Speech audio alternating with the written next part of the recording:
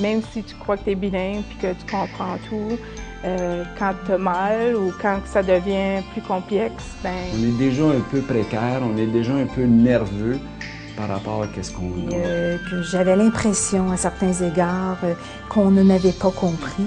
L'autre langue part, où on a de la difficulté à aller la chercher, aller chercher le vocabulaire et tout ça. C'est littéralement une question de vie ou de mort.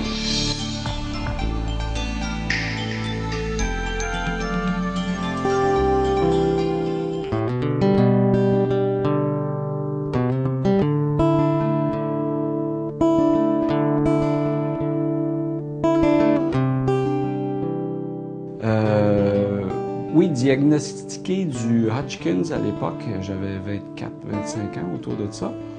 Ça fait une trentaine d'années. Alors, les services en français à l'époque, dans les hôpitaux de la région ici, étaient parcimonieux, au mieux. Et puis, l'hôpital où moi j'allais, qui avait l'oncologie à l'époque, c'était majoritairement en anglais. Et puis, presque tous les services que j'ai eus à l'époque étaient en anglais. Au point tel que aussi j'avais une approche proactive par rapport à ma maladie, donc je voulais du support psychologique, tout ça, puis je pouvais pas l'avoir à ce campus-là, à cet hôpital-là. Il fallait que j'aille chercher le service ailleurs. Donc, il y avait plusieurs inconvénients.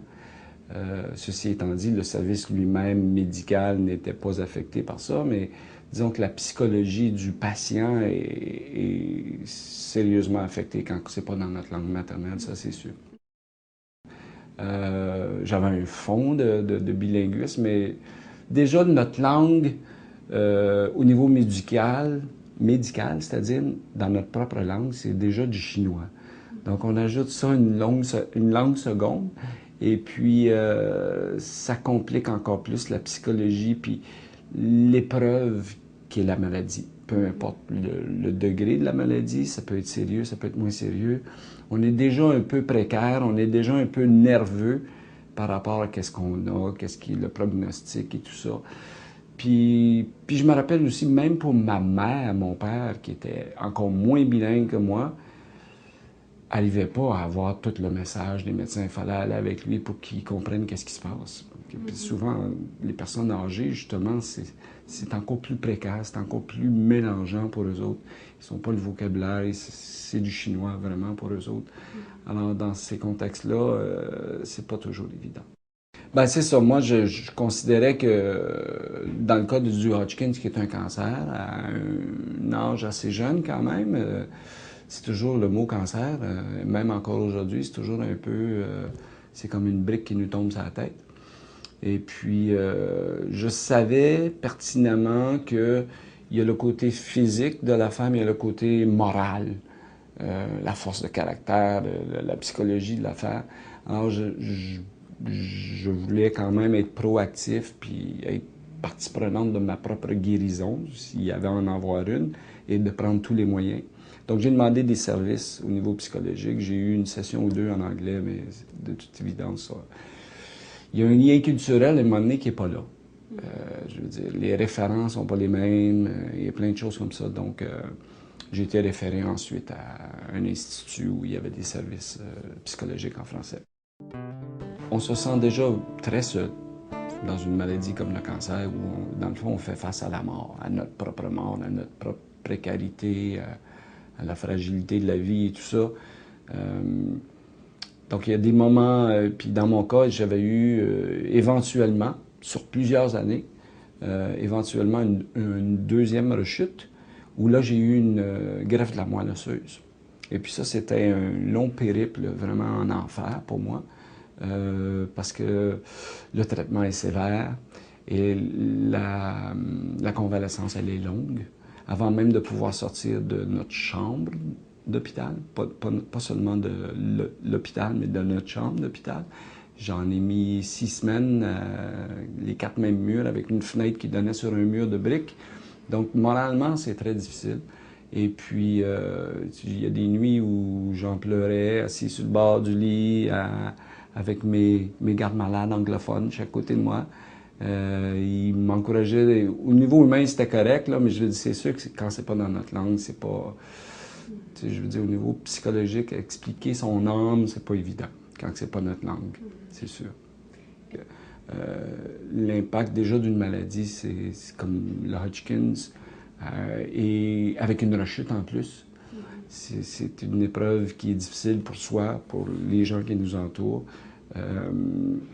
Et il y a tellement de vocabulaire médical qui est totalement nouveau pour nous autres.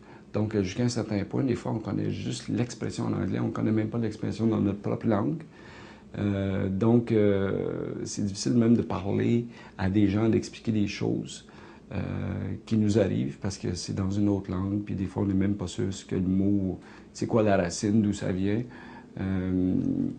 Mais sinon, bon, psychologiquement, ça ajoute au traumatisme d'être malade, de devoir faire face à une maladie ou une condition qui est difficile.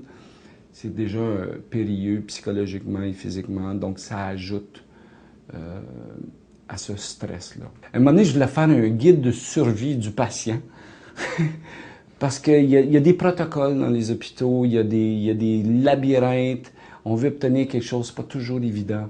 Alors, quand on ajoute à ça la langue, en plus, ça ajoute au labyrinthe. C'est des corridors de plus à parcourir dans ce fameux labyrinthe médical qui est un hôpital ou une institution.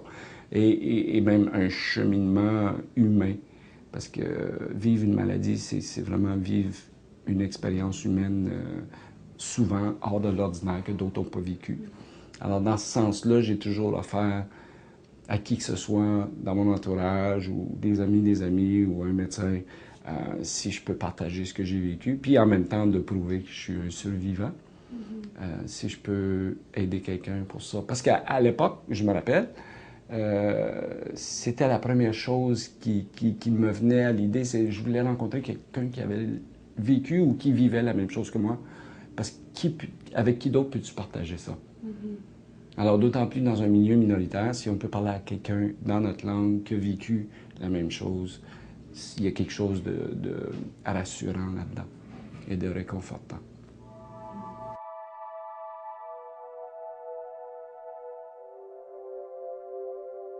Ben, je dirais pour les médecins en devenir ou qui sont dans le système déjà que le malade dans sa langue, en vivant une expérience qui est déjà un peu traumatisante, qui est la santé. On ne sait pas qu'est-ce qui nous arrive, on ne sait pas qu'est-ce qui est le prognostic, on ne sait pas c'est quoi le diagnostic. Le langage médical lui-même, même dans notre langue maternelle, est compliqué et c'est un labyrinthe pour nous autres.